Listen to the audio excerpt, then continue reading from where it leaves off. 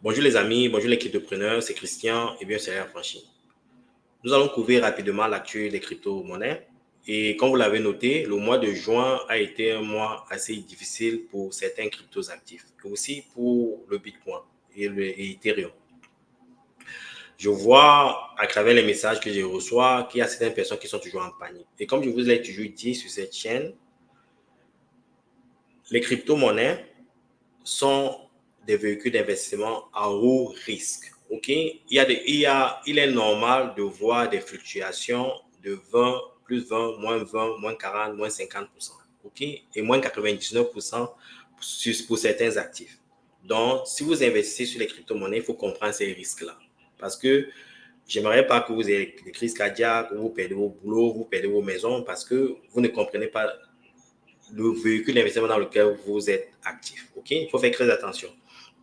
La deuxième chose, c'est que, je le dis, j'insiste, ceci n'est pas un conseil financier, vous faites ce que vous voulez de votre argent, de vos actifs.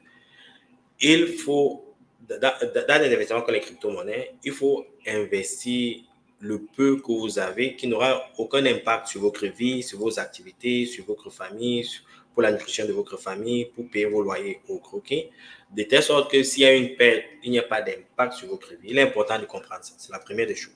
OK? La deuxième des choses, c'est que dans cet environnement, il faut construire la patience. Il faut construire la patience, il faut faire des recherches, comprendre sur ce qu'on investit. L'opportunité est immense, OK? Et pourquoi personnellement, moi, je panique pas? Je panique pas parce que je comprends la technologie, je comprends l'importance de la blockchain et je comprends l'impact que la blockchain a et aura sur l'humanité en général. Là, je ne peux pas me tromper parce que je sais que c'est une question de temps. Et quand on parle de temps, ça requiert de la patience. OK? Et en ce qui concerne les marchés, pourquoi il y a cette baisse-là? Cette baisse-là, en juin, était en quelque sorte anticipée. OK? Il y a plusieurs analystes qui l'avaient déjà annoncé. Et je l'ai annoncé sur cette chaîne-ci. Mais le mois de juillet sera une autre histoire. Et les mois à venir seront très positifs pour le Bitcoin. Comme je vous ai dit, ce qui manque ici pour les crypto-monnaies en général. OK? Comme je vous l'ai dit, ce qui manque ici, c'est de la liquidité. OK? Il y a un problème de liquidité en ce moment. OK? Avec les taux d'intérêt, les taux directeurs qui sont élevés et le taux d'inflation qui ne cesse de monter dans certains pays comme le Canada et les États-Unis, il est difficile pour la Fed de baisser les taux directeurs. Parce qu'avec une baisse des taux directeurs, comme je l'explique tout le temps ici, ça permet aux individus d'avoir accès au crédit, aux liquidités, aux entreprises de créer des emplois et d'employer des gens qui ont beaucoup d'argent et qui consomment et qui épargnent et qui investissent. Tant qu'il n'y a pas de liquidité, les gens ne peuvent pas investir. Maintenant, vous allez vous poser des questions, Christian, comme c'était le fonds offline. Si la Fed ne baisse pas le taux directeur, est-ce qu'il y aura bourron? Nous sommes bien dans le bourron, les gars. Ceux qui me suivent il y a environ un an savent qu'ils ont fait les 5X, les 6X, les 7X. Et j'espère que en regardant ce profil-là, vous prenez une partie du profit. OK? Il faut le faire. Si vous gagnez de l'argent, les amis, il faut absolument, absolument prendre avantage de ces profils-là. OK? Bon, maintenant, pour revenir sur les liquidités, il y aura liquidité pourquoi? Premièrement, il y a ce que Raoul Paul appelle debasement. Debasement, c'est quoi? OK? Quand il y a le taux d'inflation augmente, la valeur du dollar diminue en quelque sorte. Ça veut dire quoi? Par exemple, si vous aviez 100 dollars, OK, et que le taux d'inflation est par exemple de 10%, ça veut dire en quelque sorte que le dollar, les 100 dollars deviennent 90 dollars en quelque sorte. Vous ne pouvez plus acheter quelque chose à 90 dollars, quelque chose que vous pouvez acheter avec 100 dollars, vous l'achetez avec 90 dollars. Et à travers le temps, le dollar perd de sa valeur parce que le taux d'inflation augmente avec le temps. Et ça veut dire que le dollar, en quelque sorte, les dollars qui sont en existence perdent de leur valeur. Ça devient ce qu'on appelle, ça débase, ça perd sa base de valeur par rapport à l'inflation. Et pour permettre à ce qu'il y ait de la liquidité sur le marché, par exemple, si il fallait 100 dollars pour acheter, par exemple, de la viande, OK? Et qu'il faut maintenant 200 dollars pour acheter de la même viande après 3 ans, il faut qu'il y ait encore plus de liquidité. On crée encore un 100 dollars pour pouvoir acheter ces viandes-là. Parce que les 100 dollars qui existaient ne suffisent plus. Donc, ça veut dire qu'il y a une réduction en quelque sorte. il y a une réduction du purchasing power, OK, sur le marché. Donc, il faut que le gouvernement américain crée de la monnaie. C'est ce qu'on appelle le debasement. Et dans ce sens-là, ça veut dire que avec la croissance de l'inflation, avec la réduction en quelque sorte nominale du dollar américain, il faut que le trésor américain crée plus de dollars. Donc, en quelque sorte, il n'y a pas que les taux directeurs, la baisse des taux directeurs qui face à ce qu'il y ait une création de la monnaie sur le marché avec les crédits et autres. Le trésor américain est obligé d'imprimer davantage d'argent. OK? Et c'est ce qui va se passer. Ça se passe déjà. Il y aura davantage d'impression au niveau du biais, on appelle ça de la plateforme à biais. Il faut qu'il y ait à biais. OK? Des liquidités. Ils doivent imprimer automatiquement. C'est un fait. Il y aura liquidité. OK? Et historiquement, tous les 4 ans, c'est le cas. C'est pour ça que tous les 4 ans, il y a un bull run au niveau des crypto-monnaies. Nous sommes dans le bull run. C'est une question de temps pour pouvoir atteindre cette période de la parabole. OK? Donc, ça demande juste de la patience pour ceux qui paniquent. OK? Si vous êtes dans le long terme, pas de souci. Mais si vous êtes des traders, ça demande une autre expertise, un autre niveau de skill pour pouvoir juguler avec le marché, jongler avec le marché. Mais si vous êtes ici pour le long terme, si vous êtes des investisseurs, pas de souci, il y aura cette bourron parabolique. OK? Pourquoi je pense qu'il y aura cette bourron parabolique? Je vais aussi partager en quelque sorte l'analyse de certains experts. Maintenant, je vais montrer une vidéo de plan B pour que vous puissiez comprendre davantage ce que je suis en train de dire. Un instant, les amis. In this video, I'll share my view on the Bitcoin market using 7 charts. And please subscribe to the channel because it really helps people find my content. Okay, first chart, the stock to flow model. Bitcoin closed June a little bit above 62,000.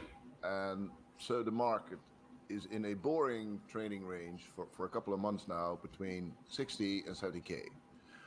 And until we find direction, it will stay there. So after a halving, the Bitcoin price always lags the model value and the price starts moving only a couple months after the halving, and it takes 12 to 18 months before the price gets to the stock to flow model predictions. So in my opinion, we just need some patience, and I know that's difficult, but it's the only thing we can do. Wait. Next chart. Red. We're still in a bull market, and I know it might feel differently, but Bon, ce que je vais traduire rapidement ce que Plan B explique ici. Il dit, si, j'ai pris un peu de note, il dit que en juin, le prix du Bitcoin s'est fermé à environ 62 000, entre 61 000 et 62 000 dollars. Et il explique que après le halving, nous avons eu le halving en avril.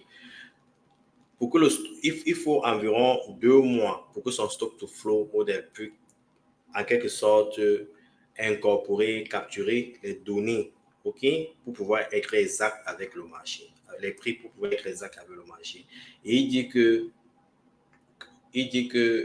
en quelque sorte, son stock to flow modèle a un retard de 2 mois par rapport au prix, OK. Et il explique qu'il faut environ 12 à 18 mois pour que le stock, pour que tous les prix soient incorporés dans le stock to flow model pour qu'on puisse voir le bull run. Je vais encore remontrer un peu cette image-là pour que vous voyez.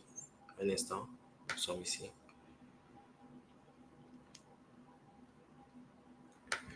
Donc, vous voyez, à ce niveau, vous voyez le point rouge. Un instant, je vais aller sur le graphique. Un instant. Vous voyez, à ce niveau, il parle de la consolidation. OK? Vous voyez, ce point bleu, le prix du point bleu, le plus souvent, après cette consolidation, c'est le bull run. Tous les points rouges montrent le bull run. OK? Et à travers le temps, après le point bleu, vous voyez le point rouge, c'est le bull run. Et après une correction, après on va au point bleu, après c'est le bull run. OK? Ça a été le cas aussi en 2021. Après le point bleu, c'est le bull run. Ici, il y a une consolidation du point rouge, OK? Et en principe, nous sommes dans le bull run, il faut que certains facteurs se mettent ensemble. Comme il a dit, il faut environ 12 à 18 mois pour que ces points rouges-là commencent à aller vers la hausse. Ça veut dire la parabole. OK? Donc, et il le dit dans sa vidéo, il faut juste être patient. La patience est importante, les gars. Très importante. OK? Et c'est pas tout, je vais vous montrer 2 autres graphiques juste pour vous motiver, pour ceux qui sont impatients, pour ceux qui paniquent, pour ceux qui ont peur. Et ce qui est dit ici n'engage que moi, les gars. C'est pas un conseil financier, vous faites ce que vous voulez, mais je sais personnellement que l'opportunité est immense. Le banana zone, comme le dit Raoul Paul, n'est pas loin. Et même si c'est dans 2, 3, 4 ans, c'est pas tuant, les gars. C'est pour ça qu'il faut être patient. Le marché récompense ceux qui sont patients, OK?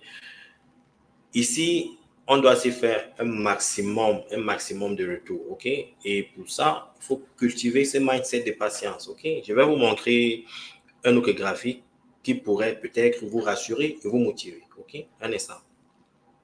Analyse de Nesté, c'est un étude de Nesté. Faisons un peu d'analyse sur son graphique, OK? Ici, il prend l'exemple de Solana, il parle de l'automne, donc à partir d'août, OK?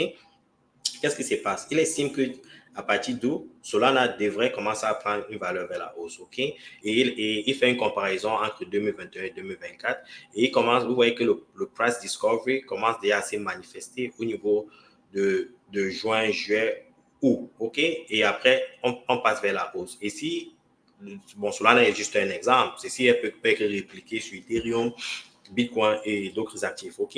Donc, ça, c'est un autre exemple. Je vais partager un dernier exemple. La majorité, en quelque sorte, d'analystes sont en train de converger vers, la même hypothèse. Et un instant, je vais montrer l'autre analyse des règles capitales. Je vais trouver l'étude rapidement.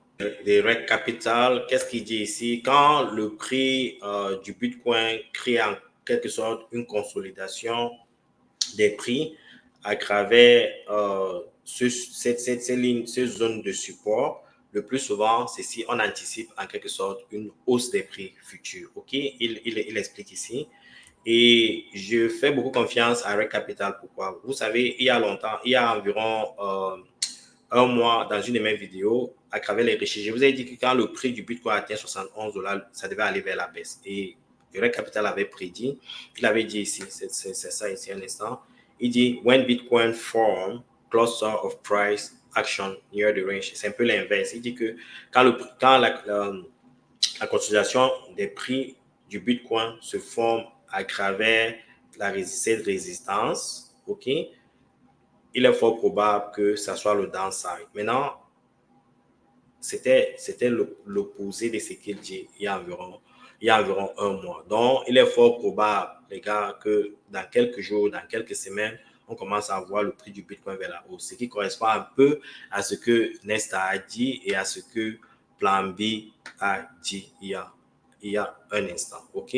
Donc, c'est pour ça qu'il dit que dans ce game-ci, il faut être patient, il faut avoir cette stratégie de prendre les profits quand vous les voyez. Il ne faut pas être gourmand, il ne faut pas être greedy. OK? Il faut stick sur le plan, les gars, parce que si vous ne le faites pas, vous allez vous faire niquer pendant ce bourreau. J'insiste sur ça, vous allez vous faire niquer. OK? Maintenant, on va regarder rapidement l'actu du marché et regarder un peu comment certains actifs se comportent sur le marché, les amis. Comme vous pouvez le constater, ici, nous sommes sur CoinGecko. Qu'est-ce qui s'est passé ces dernières semaines? On va regarder les prix rapidement, les 7 derniers jours.